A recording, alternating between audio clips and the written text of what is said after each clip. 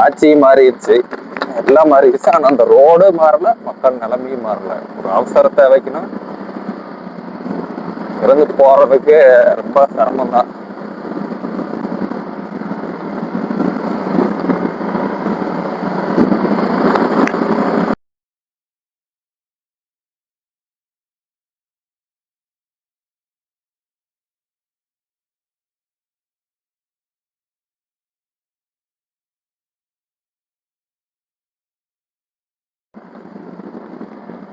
Video எடுத்து போடலாம்.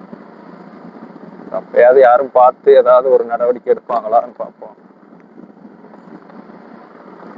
நிறைய பெட்டிஷன் போட்டாச்சு, இது வரைக்கும் இந்த ரோட ரெடி பண்ணல.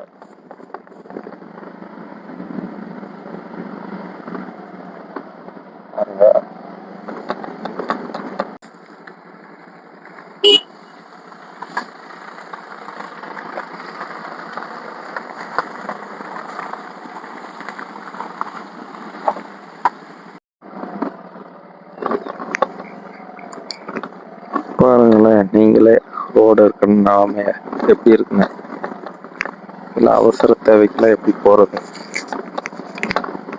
இன்னும் வருஷமா அந்த மக்கள்லாம் இப்படித்தான் போயிட்டு இருக்காங்க. அவசரத்துக்கு ஆம்புலன்ஸ் வரணும்னா கூட ரொம்ப கஷ்டம் தான், 1 கிலோமீட்டருக்கு. பாருங்க, நம்ம தமிழக அரசுக்கு இந்த கோரிக்கை, எப்படியாவது இந்த ரோடை சரி பண்ணிட்டு அந்த மக்களுக்கு கொஞ்சம் ஹெல்ப்பாக இருக்கும். நம்ம டிவிக்கு ஃபாலோவர்ஸ் முடிஞ்ச வரைக்கும் இந்த வீடியோவை ஷேர் பண்ணி விடுங்க.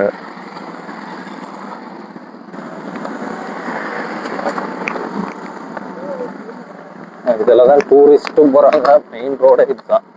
மெயின் ரோடே இந்த நிலமையில இருந்தா பாருங்க, போன கவர்மெண்ட்ல எப்படி ஆட்சி நடந்திருக்குன்னு. மக்கள் சொல்லி சொல்லி இதை பார்த்துமே இந்த நடவடிக்கை எடுக்கல.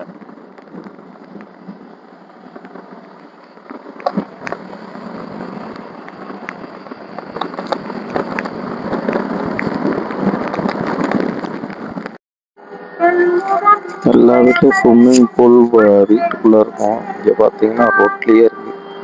அந்த அளவு கிளியா கிடக்குது.